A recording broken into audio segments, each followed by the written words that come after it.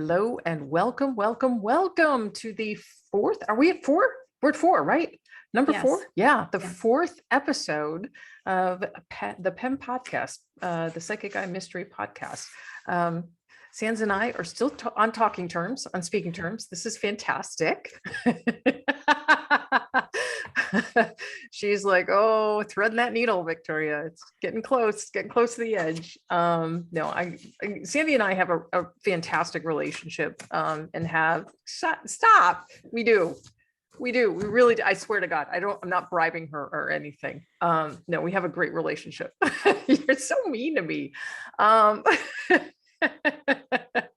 The listening audience cannot see what you're doing. Well, they can hear what you're saying. So they're taking what you're saying as true. Because it is true. There's no need to comment. Yes, we get along great. We get along awesome. We talk almost every day, usually for an hour at a time at least, and about everything and anyone and all that good stuff. So I love having her as my sidekick on these podcasts, and the fact that she's got some real fans out there is just delightful. It's delighting me. I absolutely love it. So I've got, I read for a client like a week and a half, 2 weeks ago, and she basically, she was such a sweet thing. And then all of a sudden she got like mad and was like, do not get rid of Sandy. Not in this lifetime anyway. Yeah, exactly. Like, she has to be your co-host. I'm like, okay, yeah, well, she's, won the job. So yeah, cool. So you and I were talking in one of these, like lovely conversations that we have pretty much every day about Dorothy Arnold, and we were kind of comparing notes about kind of what I came up with, what you came up with. And one of the things that I didn't mention at the time, and kicking myself because I remember thinking it and just didn't mention it at the time, was I felt that she had been, this is Dorothy Arnold. This was episode 3, if you're curious. We're commenting on the disappearance of Dorothy Arnold. It's my theory, she was murdered. And I felt that her clothing, which was so distinct, she wore a silver fox muff, a hobble skirt, a finely stitched outer coat, and a wide brim hat. With a pin. Yeah, with lapis lazuli. Adorned. Yeah. Like lapis lazuli pin. So expensive clothing. She was a socialite, an heiress, and had a lot of money on her, and she had a lot of money on her. So I felt like they took her clothes, mostly because they didn't want her identified, but there were certain items, obviously, that were of value, probably her hat, the silver muff, probably even the coat, quite honestly. So they didn't want her identified when I feel they threw her body in the Hudson. And we were talking, Sandy and I were talking, and I was like, I really felt that an article of her clothing was discovered at some point later on. I don't know if it was the silver muff. I don't know if it was her jacket. You thought it might have been, you actually said that a couple of times. You were like, you really thought it was the hat pin, right? Hat pin. Yeah. The hat and the hat pin. Yes. Because she was very specific in adorning that hat with a pin as part of her outfit when she went out. And either that was of value or distinctive, either way. Right. Right. Yeah. Yeah. I think probably 2 articles of clothing were discovered and presented to the parents. And that's why they definitively were like, she's dead. We don't leave anything in our will to her because we're convinced that she is passed on. So such a tragic story, and the thing that, is kind of guts me is like, it's so common still, right? Mm-hmm. Women disappear all the time without a trace. This poor woman was just walking home 57 blocks. I don't know how you do that, man, in a hobble skirt. That is some fortitude. And in winter too, right? December. It wasn't like she was toasty warm as she was journeying down Fifth Avenue. Right. Yeah, poor love. Sad story. But most of these murders are kind of sad stories. So uplifting. Yeah, right. Exactly. We give you a little balance, right? We give you the mediumship stuff that's supposed to pick you up, and then, we sink you. So it's a roller coaster ride here at the PEMpodcast. We'd like to take you on a little bit of a journey some highs, Well, some lows, a little bit of in between, a little banter in between, make you laugh, make you cry, you know. well, I think Typical. I think it's interesting that you are a mystery writer and you don't hold back in your descriptions in certain situations. And I mean, when I'm nailing people to the wall. yeah, that's kind of disturbing. He was dead. He didn't feel anything. It was a body. I nailed a body to a wall. See, this is my point. You can write about such things. And for me, I have nightmares for days on end, whether it came from you or, a true story. He called me up after this was in one of the books. I can't remember which one it was in, but like it was an MJ book. Yeah, it was an MJ holiday book. And I think it was your last book. Second to last. Second to last book. Yeah, yes. second to last. The ninth book. Yeah. Also, yeah, I don't remember which title it was, but anyway, so it's a construction site. There's a construction worker. He's dead, and a demon pins him to a wall using a nail gun. So, and this is what I write. I write uplifting, happy, fun stuff. And my sister calls me, and she goes, "Are you okay?" I was like, very disturbed. Yeah. I'm like, "No, I'm fine. Why?" And she's like, "No, I'm serious. Do you need therapy?" I'm like, most likely, yes, I probably do need therapy. Yeah. So because the intervention team's on their way right now. Yeah, the people in the white coats are on their way over. It's all good. It's all good. Yeah. Yeah. Well, speaking of MJ. Yes. Yeah, speaking of MJ. Okay. So because we're doing so many of these axe murders things, I thought that I would highlight the second book in my MJ Holiday series called Demons Are a Ghoul's Best Friend. This is one of my favorites in the series. Mine as well. Yeah. And the way it came about, my poor agent, like seriously, the man deserves a medal because I am not the easiest client. I know you're shocked by this. I'll pause while you collect yourselves. But anyway, Jim is the inspiration for Gilly. And he really cemented the character for me when I knew I had an outline due, and it was this book, right? I knew I had an outline due, but I couldn't remember when. So I called him up. It was, I think it was like a Thursday night. I called him up. Aren't you sitting in a Barca lounger with popcorn in your lap? No, that was later. That was later. That was later. I called him up. Okay. I'm literally in line at the post office, mailing something to someone. And I call him up and I'm like, "Hey, I think I have an outline due. Can you look up when the date is?" And so he's like, "Yeah, hold on." Click, click, click, click, click. And he goes, "It's tomorrow." And I'm like, "Oh, oh, okay." And he goes, good thing I'm at the post office. Exactly. He goes, "Please tell me you've started it." And I'm like, "I've started it." He's like, "Please tell me you're lying or not lying." And I'm like, I'm lying. I haven't started it. So he's, in full on panic. I'm already setting the tone for my poor editor. Last minute Laurie will, deliver it the very last minute, pushing all of the deadlines. So he says, "Okay, well, what are you thinking?" And I go, because I'm so organized in my thoughts, I go, "I don't know, maybe something about a witch. I don't know." Such a detailed, it's all up here. This is how it is for New York Times bestselling authors, just so we're clear. Yeah, Sure. I'm a pantser. I make it up as I go along, right? By the seat of my pants. So I wasn't too worried about it.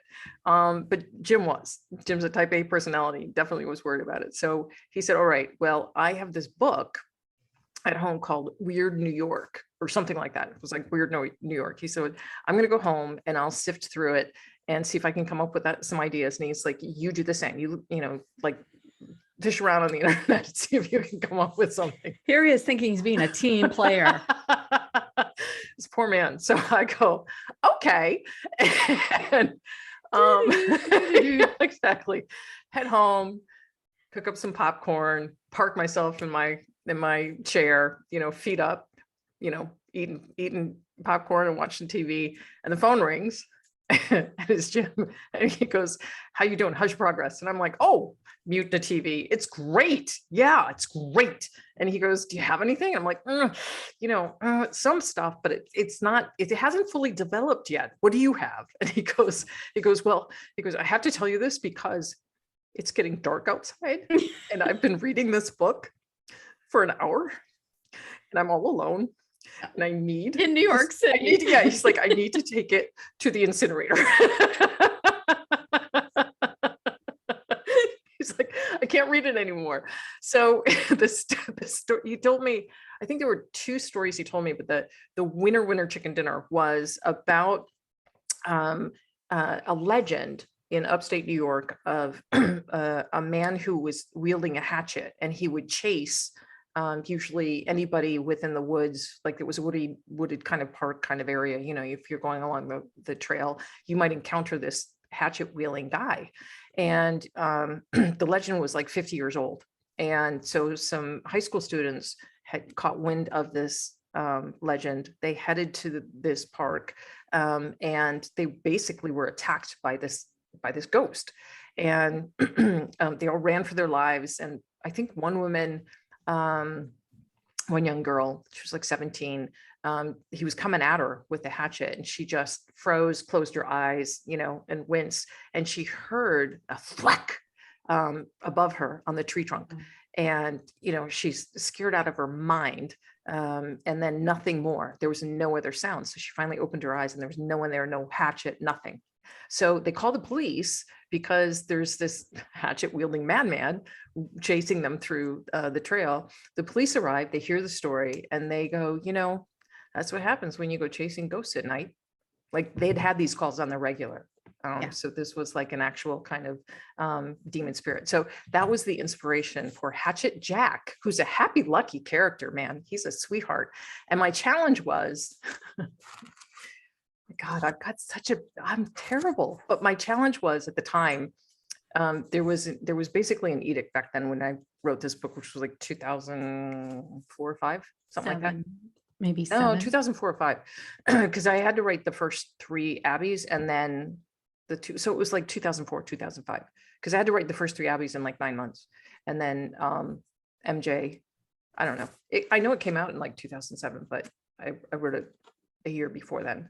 Anyway, so it was an unspoken rule, spoken rule that you did not kill children at that time. You did not kill children. And I'm like, challenge accepted. So no children were stapled to the wall. No, in this it would story. never do that. It would never staple children to a wall. Either fictionally or in real life. Just so anybody who's dropping in and isn't familiar with my work isn't like truly horrified by me. Delete. Exactly. Rewind, edit. Anyway, so I was like, well, what if the murders happened 50 years ago? And man, there was a big debate over at Penguin over this, and they finally allowed it to slide through. And then, J.K. Rowling came along and just like killed any child anywhere. Just, you're dead, you're dead, you're dead. So, rules all went out the window. Yeah. Well, I remember when I read this book, that's why I thought it came out in 2007, because I traveled up to Vermont for a long weekend with one of my really dear friends. And we checked into this old inn in Vermont. And, I was all excited to kick back in this beautiful chair that was next to the fireplace in my room with Victoria's novel. And as I'm sitting there reading it, your first mistake. Yeah, exactly. I keep hearing these creaking sounds like above my head. Oh, and I'm like, what is, what? I'm not sure what to do with it. Right. So I finally get to a point where the book is, my heart is racing and I can't handle the creaking over my head and the storyline. So I put the book down, and I come to find out as I was checking out that my room actually was beneath the stairs that went up to the next level. Oh, wow. Which people were traipsing up and down all night, all day and all night. And I didn't know that. So I just thought that the inn needed to be like major rehab or something horrible. Disembodied footsteps. Yes, like the ghost was actually with me, but no, it was just, bad layout. So. Wow. Yeah, that is a bad layout. That is a bad layout. And why you've never been back.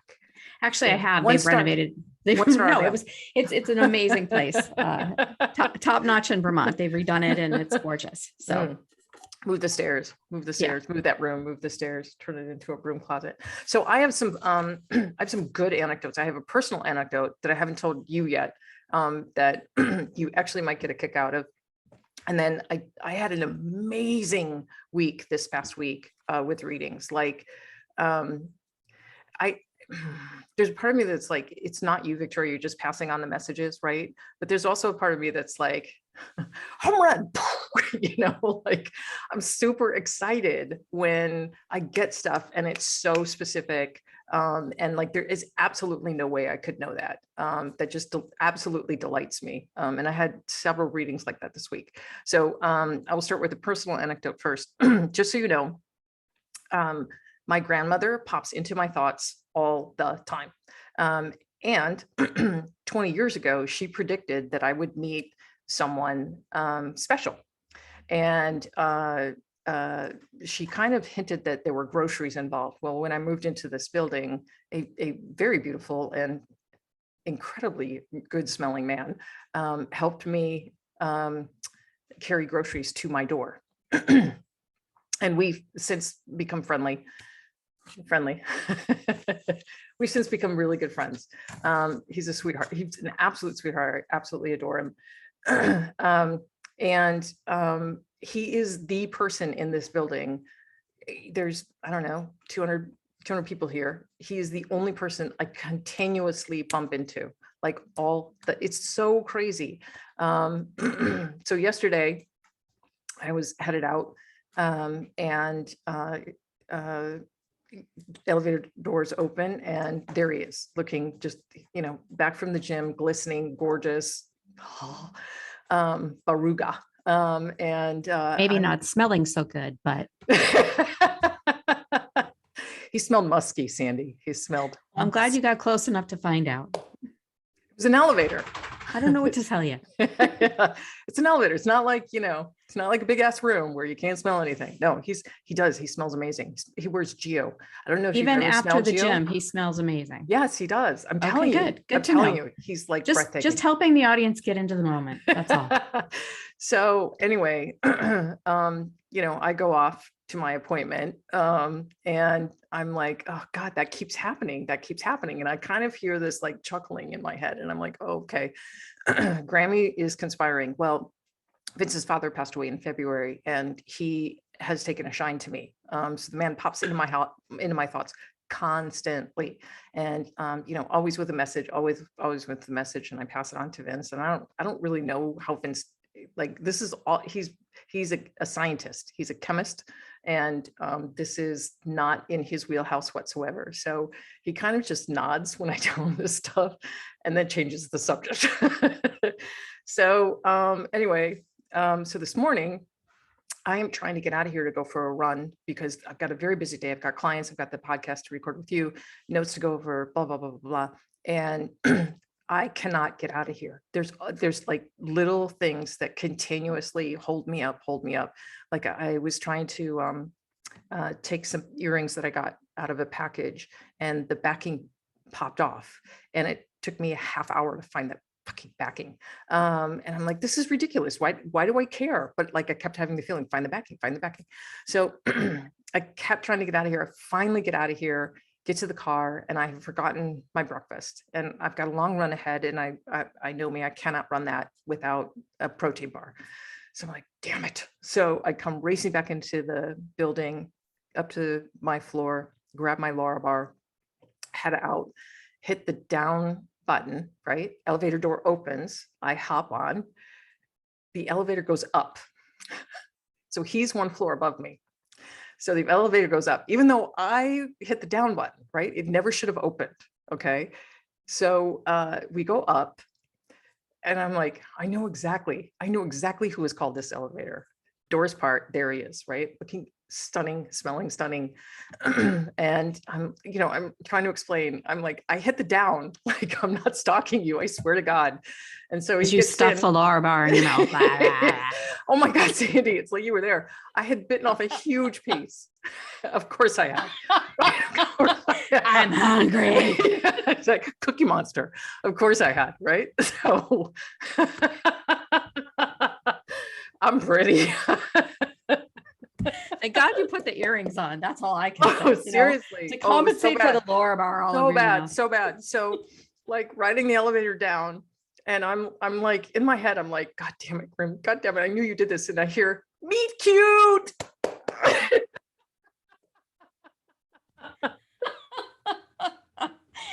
Yeah, that's awesome. Meet cute. Meet Like, cute. like Yeah. how old is that term? Meet cute. Like, it dates back to when her time. So it was Exactly. definitely her. Oh my God, hilarious. Absolutely hilarious. So she and Senior, his dad, I think are conspiring.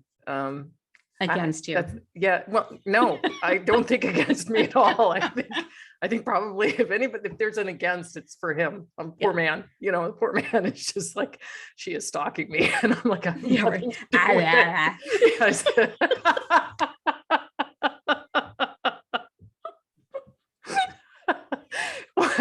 One of the very first things, oh God.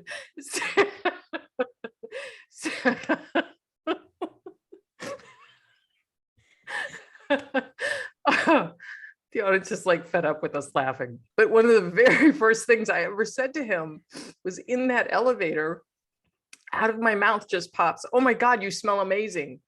He does. He's just, whew. Okay, so now that we've promoted Geo Cologne, Lara bars, right, and Top Notch in Vermont, let's have those advertising dollars start rolling in. Oh my God, any second now, any second. Actually, they'll pay us not to talk about that. Yes, they will. They will. Yeah. For sure. Can you not mention us in the same sentence that you're killing children and nailing bodies to a wall? Doesn't make for good advertising here. Just, just as a rule, maybe not mention us in those same sentences. So that's my personal anecdotes. Yep. Once you let the dead in, they will fuck you, fuck with you, not fuck you, fuck with you. I know. Freudian slip. Okay. And then my other anecdote for this week with a client, I had a really, really, really beautiful reading. I think 2 nights ago. My client was such a delight, so open, so giving. And even before I kind of told her, how the reading would unfold, what's new, blah, blah, blah, blah. Her father just barreled into me. And what I found is that the stronger the love, the more excited they get, the stronger, the closer they come, kind of feeling, right? So It's really interesting. He just barreled into me, which was awesome. And so I said, has your father passed away? Yep. She's like, that's who I wanted to hear from. I'm like, fantastic. And I identified that he had a heart problem. And then I said, this was like, and I'm waving at my throat and my chest. And I said, this was a mess. And she said, yep, he had a heart condition and he died of esophageal cancer. I'm like, okay, that explains it. Then her dad kept showing me a newspaper and I didn't know what to make of that. So I was like, did he work for the news? Blah, blah, blah. No. And I'm like, he just keeps opening the newspaper and saying, tell her, open the newspaper, open the newspaper. And then she goes, oh my God. She said, when I was growing up, every Sunday we read the comics together. That was our thing. So I'm like, there we go. Okay, there we go. And then he acknowledged a birthday that took place before hers. Hers was in February, and he acknowledged a birthday that took place before hers. He said, mention the birthday that takes place just before hers. She's like, his is the month before. So I'm like, okay, so this definitely is him. And he was hilarious. This guy just made me feel like he was like the life of the party. She confirmed he was. She said that the line for his funeral was out the door down the street. I totally believed it. This guy was just effusive. He was just so warm and bubbly and joking and just a lovely individual. And then he kind of intimated that on the other side, he's still cracking jokes. And he's like, I'm famous over here. People know who I am, which I thought was so funny. And then he showed me the 4th of July and mentioned the military. And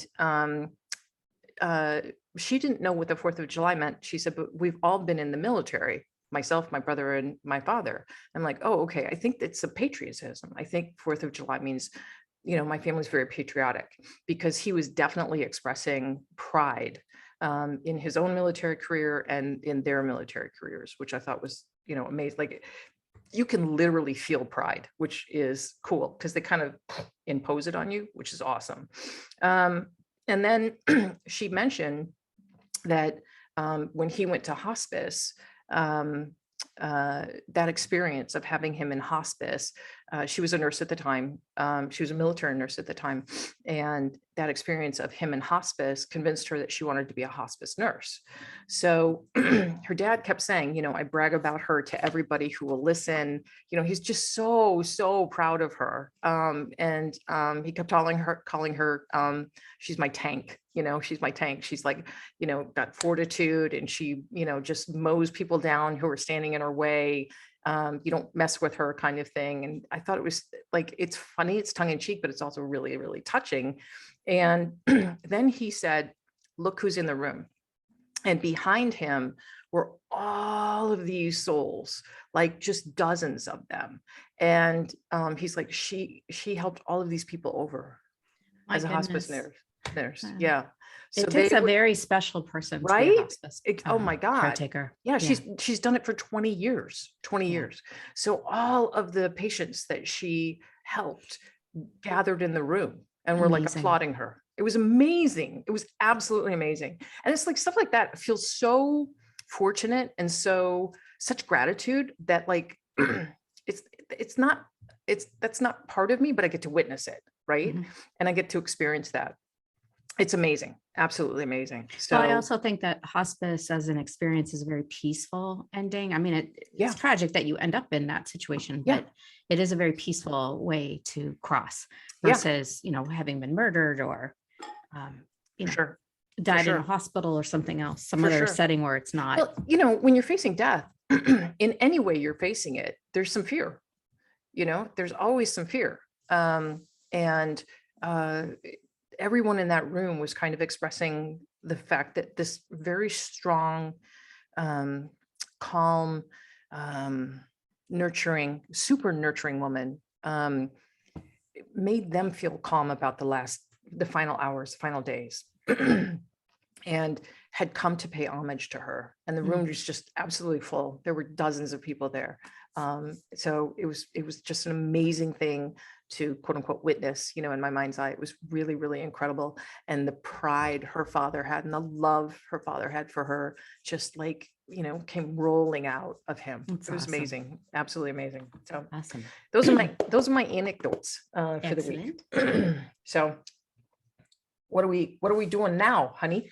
We're doing an axe murder because that's the spirit of today. So, I love it. Smuttynose. So I came across this particular storyline, despite the fact that I've lived in New England for over 30 years. I had never heard of Smuttynose or the murders that took place on this very remote island. But it is a mystery that has endured over 100 years. And the reason I came across this was I was up in Rye, New Hampshire with some girlfriends on the beach hanging out, and you could see in the distance a set of islands. And that's when I first learned of the fact that 3 women were on the island alone, all related, and 2 of them were murdered by an axe murderer. And I was kind of intrigued, filed it away, and then here we are. So let me share the story of one of, what? Can I interrupt you really quick? I'm surprised when you heard that you didn't immediately call me and like say, you need to look this up because it's right up your alley. Women get murdered with an axe. Go, Victoria. Yeah, I don't know. I think you were saving it. You were saving Probably it intuitively. You were saving it for this, which I love. This I've been roped into this. Yes, exactly. My evil master plan is paying off. All right.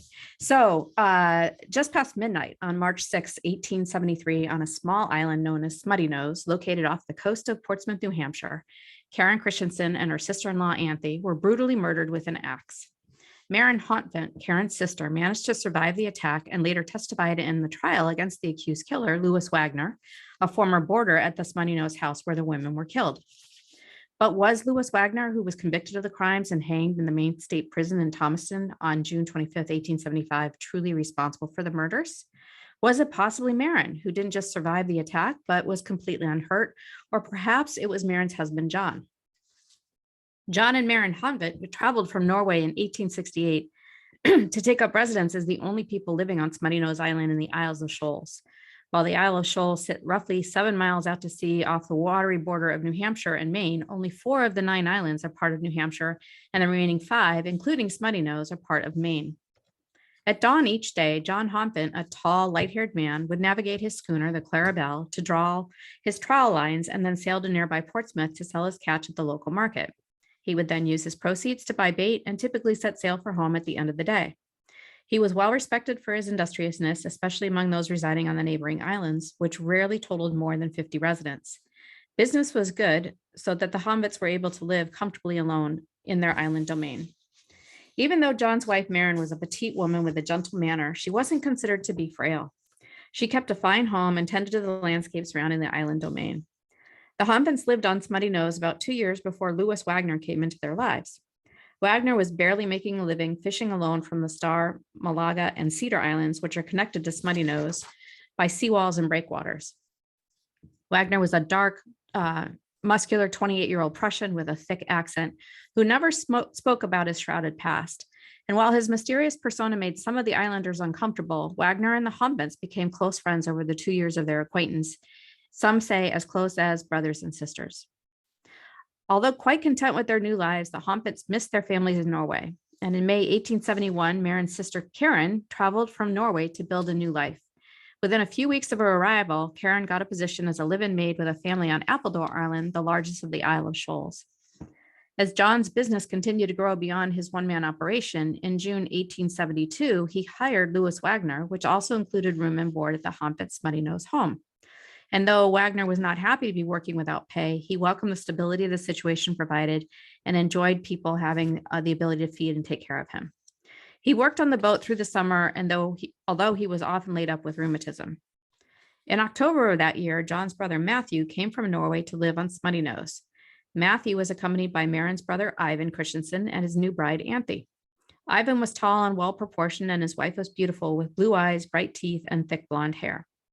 Ivan and Matthew went to work for John, and Anthe helped Marin keep the house. After the arrival of John's family, Louis Wagner stayed on with the Honvets for another 5 weeks and then booked passage as a hand on the Addison Gilbert and left Smuttynose in November. Unfortunately, the Addison Gilbert was wrecked, and Louis resorted to working along the Portsmouth wharves. He earned so little that by March of 1873, he was all but destitute, surviving as best he could with odd jobs here and there and taking up residence in the boarding house of Ann Johnson. On the morning of March 5th, 1873, John and Matthew Honvet and Ivan Christensen took the schooner to Portsmouth, New Hampshire, to pick up a shipment of bait arriving from Boston. While out at sea, they encountered a neighbor and asked him to stop at Smuttynose and tell the women that the winds had changed and in favor of sailing directly to Portsmouth, so they would not be home to stop off and leave one of the men on the island, as was their custom. Instead, they'd be home later that evening. It was late afternoon when Marin, Anthe, and Karen, who was visiting before she moved to Boston for a new job, got the message.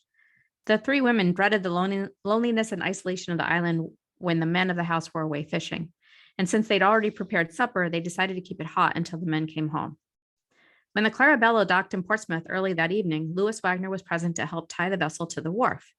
The men reportedly greeted Wagner kindly, and over the course of the conversation shared that they had saved up $600 for a new fishing boat. Wagner asked John and the others if they would be returning to Smuttynose that evening, a question that they thought curious, but hardly a reason for suspicion. John explained that they would return home if the bait arrived on schedule, but if it was late, they would stay in port, bait their trawl lines overnight, and then return home in the morning. He then asked Wagner to help bait the lines, and Wagner agreed and left the wharf. It was 7:30 that evening when Louis was last seen in Portsmouth. He apparently learned the bait didn't arrive on the early train. At about 10 p.m., the 3 women at the Honvet house decided not to wait up any longer. They changed into their nightgowns, and Marin fixed a bed for Karen in the kitchen, where it was warmer than the upstairs bedroom. She and Anthe then retired to the adjoining bedroom. At around 8 that night, a rowboat was stolen from Pickering Wharf in Portsmouth. The thief rowed for 5 hours through the bitter March winds across 10 miles of frigid sea from Portsmouth to Smuttynose Island. The thief docked the boat on the south side of the island and then walked through the snow directly to the only occupied house on the island, the haunt fence. In the darkness of the kitchen, the intruder closed the door behind him and jammed a piece of wood into the latch of the bedroom door behind which Maren and Anthony were sleeping. The intruder intended to accomplish his raid undetected, but at that moment, Maren's beloved dog, Ringe, barked loudly, waking Karen. Seeing the dark figure silhouetted against a window, she asked, "John, is that you?" Maren sat up in bed and called to her sister. "Karen, is something wrong?" "John scared me," Karen replied, still half asleep. And with that, the intruder reached for a chair and struck a crippling blow. Karen screamed frantically as she was being beaten. Karen, what's wrong?" Maren shouted as she jumped out of bed and tugged at the door. Karen struggled to her feet as she was dealt another crushing blow. Battered and bleeding, she was thrown against the bedroom door, which freed the latch and fell in at Maren's feet. The intruder rushed forward, swinging and hitting both women, but Maren somehow managed to drag her sister out of reach. She closed and barricaded the door as the intruder tried to force his way in. Petrified, Anthony watched the terrifying scene unfold from the corner of the bedroom. "Anthony, run, hide," Maren shouted as she bolted the door from the inside. Anthony scrambled out the bedroom window and stood barefoot in the snow. "Run," Maren screeched, but it was too late. The intruder had given up trying to enter the room and left the house. As he approached Anthony, his identity was revealed in the moonlight. Lewis, Anthony shrieked. As Anthony stretched out her hands to ward off an attack, Lewis seized a long-handled axe from the woodpile, and in one swift motion, he raised the weapon and drove the steel blade into Anthony's head. Her lifeless body slumped as Lewis continued striking her, all in full view of Maren. Maren then moved quickly to save herself and her sister. She rushed to her sister's side to try and revive her. "Karen, we must run," she begged, but her sister resisted. Maren feared they'd both be doomed if she stayed with her sister, so she wrapped herself in a heavy skirt, and upon hearing Lewis re-enter the house, she climbed through the bedroom window into the bloodied snow with her dog Ringe, now silent, close behind.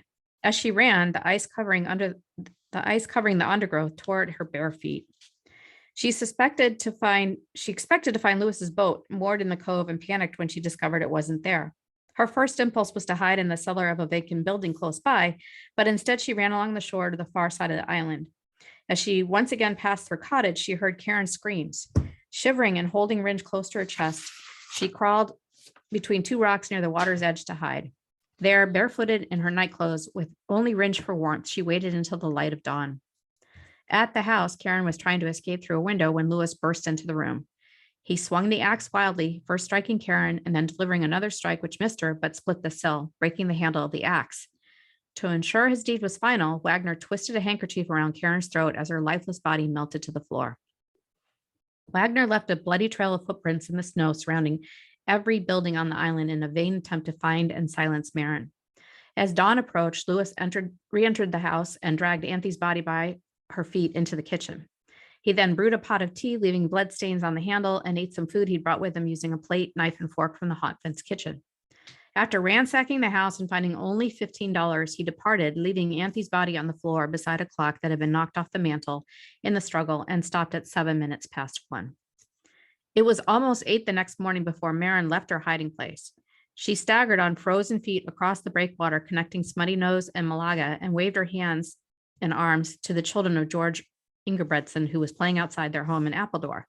Once alerted, George rode the quarter mile to Maren's rescue. He returned her to the care of his wife and then gathered men with guns to search Smuttynose. When the party landed on the small island, they discovered the bloody remains of Karen and Anthony. Or so the story goes. The next morning, Wagner ate breakfast at the Johnson boarding house, then packed his bags and took the 9 a.m. train to Boston. While in the city, Wagner bought a new suit of clothes and new boots, got a haircut, and shaved his beard. He then went to the North End neighborhood where he had previously lived and was very well known. When Maren told the story of the murders and accused Lewis Wagner, a manhunt began. By 7 that night, Wagner, who offered no resistance, was arrested and on a train back to Portsmouth. The trial of Lewis Wagner commenced on June 9, 1873, and after 9 days of testimony and 55 minutes of deliberation, he was found guilty as charged. He broke out of jail within a week, but was recaptured in New Hampshire. And on June 25, 1875, 27 months after the crime, Wagner was led into the yard of the state prison in Thomaston, Maine, and hanged. Maren and John Hombet never returned to live on the Isle of Shoals again. They moved to Portsmouth, where John continued working as a fisherman. Ivan, his spirit broken, couldn't bear to leave the area where he and Anthony spent so many happy times. He worked as a carpenter on Appledore for the rest of the summer of 1873. The Smuttynose cottage never far out of his sight, where he was robbed of his one true love. Heartbroken beyond measure, he wouldn't speak unless spoken to and never lifted his eyes from his work when speaking. At the end of the summer of 1873, Ivan returned alone to Norway and was never heard from again. In 1876, Maren Hompet was still living on Water Street in Portsmouth when a shocking article in the Kennebec Journal declared her on her deathbed and having confessed to the murders of Anthony and Karen, and then covering up her involvement with an elaborate story that sent a man to the gallows. The day after reporting on Maren's deathbed confession, the journal quickly published a retraction with the headline, "A false rumor contradicted. Wagner without a doubt the murderer." But myth often trumps facts in American history, and the Maren hoax lives on. In 1876, Maren gave birth to her only child, Clara Hompet. Apparently estranged from her husband, Maren and her daughter moved to Norway a few years later, and Maren died there in 1887. John Hompet continued sailing on as a captain of several fishing schooners, and he eventually remarried and bought a farm in the outskirts of Portsmouth. His daughter, Clara, ultimately returned to the U.S. to get married. Despite the trial and conviction of Louis Wagner, the evidence against him was largely circumstantial. His steadfast assertion of his innocence has led some people to consider alternative theories regarding the killer. Wagner reported that he visited a Portsmouth saloon with an adjoining oyster bar around 7:10 and 10:30 p.m., which he departed around 10:40 to walk 45 minutes to the Johnson boarding house residence. His account of his journey, including becoming ill, slipping on ice, and slightly injuring his left knee, and then passing out for an undisclosed amount of time, and put him finally entering through the unlocked back door of the Johnson home sometime before 1 a.m. Wagner testified that he passed out in the lounge and then walked through town in the morning to ease his lingering discomfort. A closer look at the facts notes that on the night of March 5th and 6th, the temperature was below freezing. So anyone out at sea in the frigid temperatures would have experienced frostbite on their face and hands within 10 minutes of exposure. Further, Wagner was severely arthritic, making it unlikely that he would have been physically capable of rolling to Smuttynose within 5 hours, committing 2 brutal murders, and then rowing back to Portsmouth undetected. If 3 experienced fishermen couldn't make it back to Smuttynose that night in a schooner, how could Wagner have gotten there and back in a rowboat? Maren described the murderer as a great tall man wearing a low, dark hat with a wide rim and short clothes, which is highly improper attire for a 10-mile rowboat journey in bitter temperatures, and the murderer's apparel did not consist of the items owned by Wagner. Also, no blood was found on Wagner's clothing, yet the brutality of the murder suggests that Wagner wouldn't have been able to avoid the blood spatter of his victims while he was murdering them. Wagner also testified that Maren was alone often in the house during most of his tenancy at the Hompet residence, giving him ample opportunity to steal, and yet no accusations were made that he ever stole anything before March 6th. Anthony's wounds were consistent with crimes of passion. Her ears were severed, both sides of her face were cut, and the left side of her head was partially caved in, possibly by the axe pole. Maren's account and the axe head markings indicate that the killer was likely left-handed. Wagner was right-handed. Maren insisted that Wagner committed the crimes despite admitting she never saw his face. Because she could not identify the man in close quarters, whether in the kitchen or less than an arm's length from her at the window, Maren's testimony concerning the murderer's identity is highly biased and was largely based upon her sister's reported declarations before her death.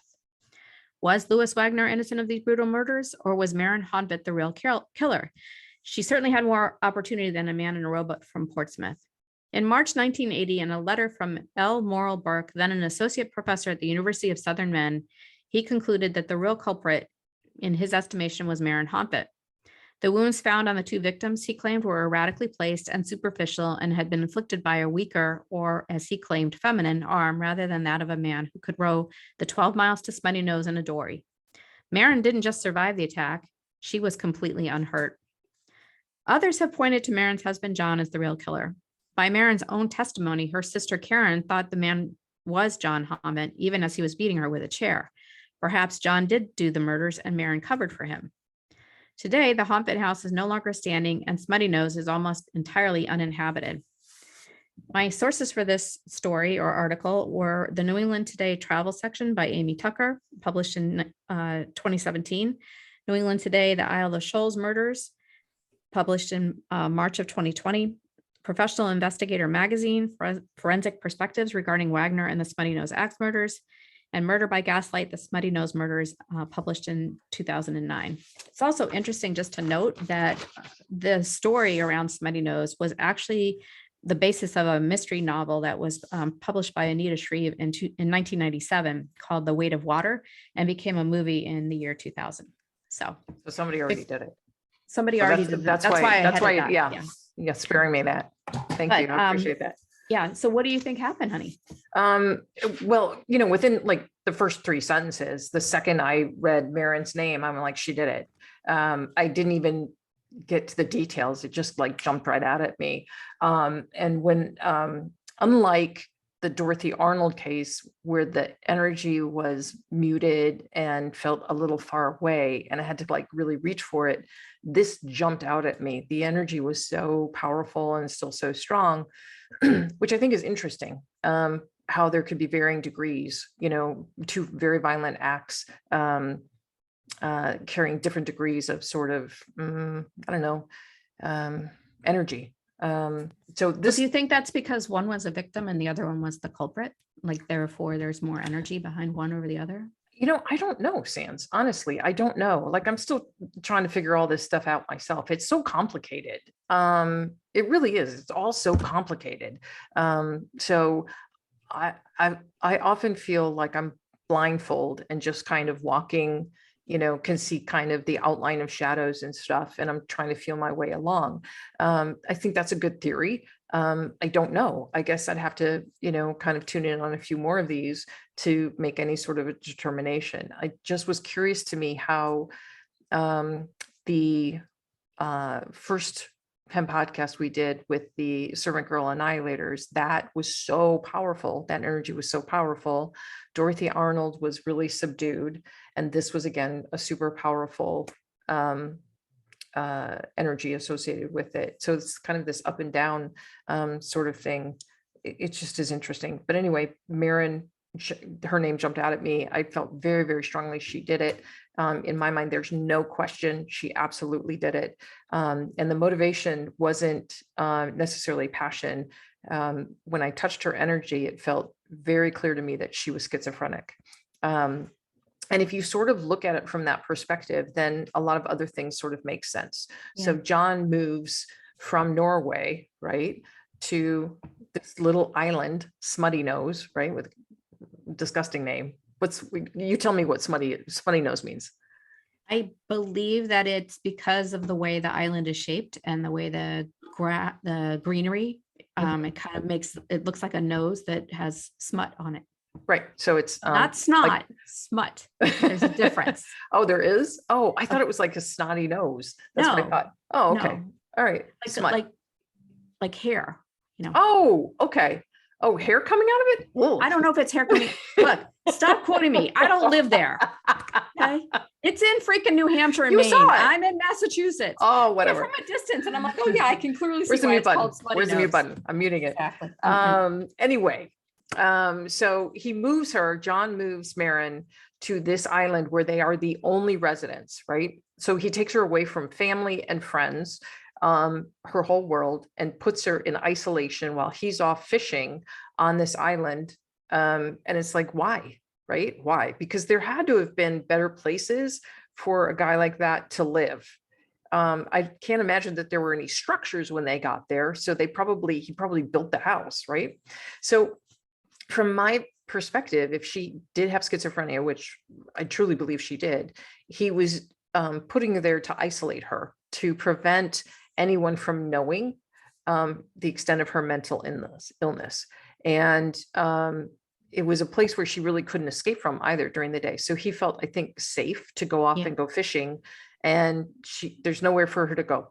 So she would kind of be alone with her demons, so to speak. And when he called on his relatives, when he called on her brother and the sister-in-law, Anthe, and then when he called on her sister, Karen, I'm sure they knew that she was struggling. And back then, I would imagine that a family who had a loved one with mental illness would try and keep that on the down low as much as possible, because asylums in the late 1800s probably weren't the best places to hang out. Yeah. Well, it could also possibly be their culture. They were all from Norway, and I think relatively private. And I also think that Louis Wagner, having lived with them for Knew. an extended period, definitely knew. Yeah. Right. Because he was alone with Marin a lot, laid up in bed with rheumatism. So it definitely wasn't Lewis for a cornucopia of reasons, but I felt it was Marin. I felt she had schizophrenia. I felt that when her sister and sister-in-law came, that her schizophrenia started to take over, and she was imagining that they were conspiring to kill her. And she felt fairly safe when John was there, because she trusted him, but she didn't trust the other women. And so the one night where he doesn't come home, he's thinking, the other women would probably take care of her, and the absolute opposite happened. So it's interesting how she laid out the facts, because from the feeling in the energy, the attacking of the chair, the whole chair thing, attacking Karen, that she's saying it came first. I think it came second. Oh, I think wow. she went after Anthe with the axe, and Karen came at her with the chair, and struck her, trying to get her off of Anthe. And then Marin turned the axe on her sister. That's how I think it was reversed. That's my opinion. And the wounds on Anthe, the axe blows to the face and cutting off the ears, to me, in that heightened state of schizophrenia with Marin, I believe, and again, this is all speculation, right? This is I'm reading quote unquote energy, right? But this is how it reads to me. I felt that she was trying to literally kind of beat the devil out of Anthe. So she was trying to cut off the source of Anthe's spirit hearing the devil, and hit her in the face to prevent her from speaking the devil's words. So I feel that Marin felt that her sister and Anthe, her sister-in-law, were possessed by the devil, and they were attempting to kill her. So, it's this really sort of weird energy that's associated with that particular night and with Marin. And I also feel that John, I'm sure, suspected, if not knew, that it had been Marin. And when he's describing her, she's small and petite and of a gentle nature, I think that he was putting that out there. I don't think she had a gentle nature at all. I think she was cuckoo for Cocoa Puffs, and probably pretty violent. And I think that he regularly sedated her with something like laudanum or some opiate, just to get her just to chill out. And the fact that they pointed to Lewis, what a convenient scapegoat, right? Here's So this, sad. right? Here's So this sad. foreigner. And so there's obviously some racism probably coming in here, because he was a dark Prussian, right? And you're coming from Norway, you're pretty light skinned. And so he was, probably an more olive complexion. And so I'm sure that there was some racism that was feeding into beliefs at the time. And this whole notion that this man with rheumatism dressed how he always dressed, with the two jumpers and the pants, right? And did he even have a hat? I can't remember if he had a hat or not. I think it was the gloves. He didn't have gloves. Right. And with his arthritis, he would have needed the gloves too. Right. I mean, come on. He rose 10 miles one way and 10 miles the other way. So here's the deal. The reason this is so preposterous that someone rode to the island and then committed these murders, boom, boom, being underclothed, is I regularly run in sub-zero weather, 30, like my bottom is 18 degrees. That's the lowest temperature I will run in, and that is fucking cold. Okay. Mine is 65. We are related, but not that way. Tuffy. But I get off those runs even at 32 degrees. I get off those runs, and your hands don't work. You can't even really talk. Everything's cold. Everything's it's so like the cold. Lar all over again. It is. It is. Yeah, you smell good.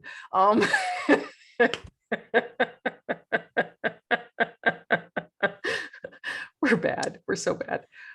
Anyway, I don't feel that he had any kind of agility after rowing for 5 hours, right? I've rode for over an hour before, and couldn't really lift my arm to wipe my nose, my hand to wipe my nose. So the fact that he's rowing 5 hours in frigid temperatures, no hypothermia, he just walks in all, Goes and all gets a new suit. agility. Yeah. Well, he Exactly. travels to Boston the next day, gets a new suit, Right? new boots. It's so, and I don't think it was anybody else either. Like, it's just such a preposterous crime. So ridiculous. The fact that she claimed she was hiding outside Oh my overnight God. with her dog. Overnight for 8 hours, right? Because this happened at, 7 hours. 1 a.m. And she was waving down the kids, right? At 8. At 8, yes. So correct. 7 hours barefoot in just a skirt, because she's wearing a nightgown, right? Up top with just ringe for warmth. Was this dog a Saint Bernard?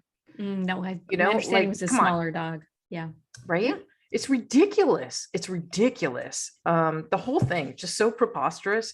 It stuns me that people actually bought it. It stuns me that the jury bought it. It's a woman claiming that somebody was the culprit, and he was not well liked by a lot of people. There was a lot of suspicion around him. And John was respected and liked, and I think he spoke for his wife. I think people thought that she was kind of an extension of him. And I think that he covered up her mental illness really effectively. And I know that we've talked about this before, but the fact that he got her pregnant, I know. I'm maybe so he thought horrified. But he might have been trying to calm her down. That is a great give point. her some. That is give an her something to absolutely great focus point. on. Yeah, that is an absolute. But like, when you be like, she's murdered, right? 2 members of your family brutally. You get her pregnant, and then you're like, okay, well, I'm gonna go fish some more. Like, mother of the year. Like, are you kidding? I don't know.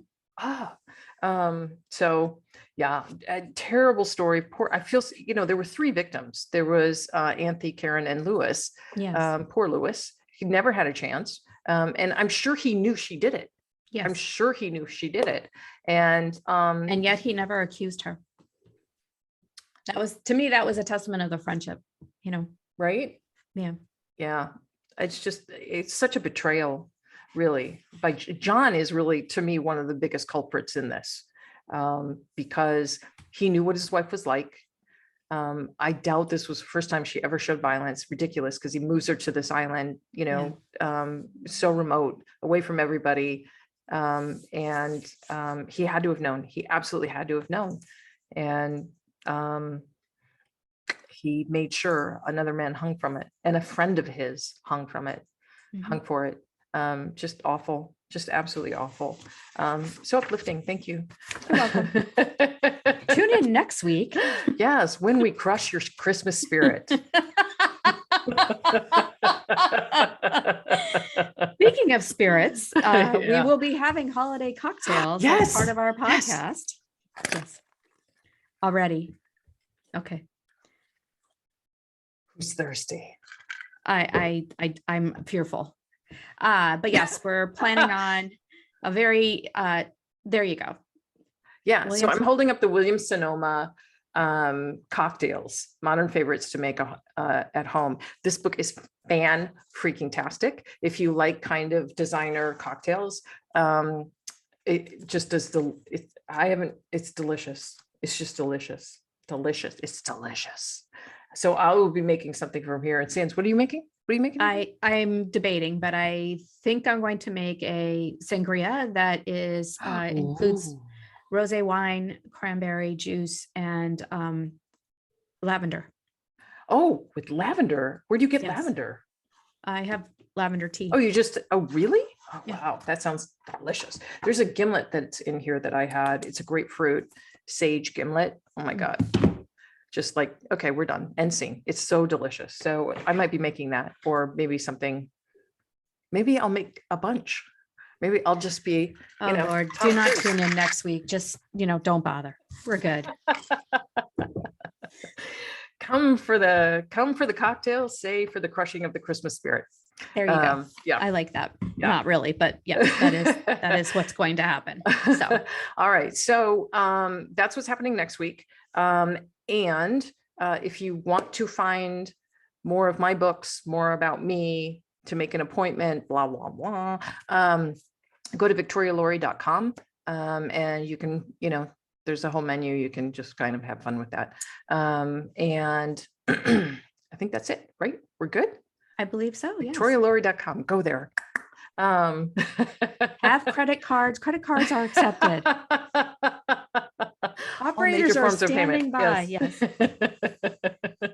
Except carrier pigeon. Oh, awesome sauce. Awesome sauce. Well, Sandy, thank you again. As always, such a great time with you.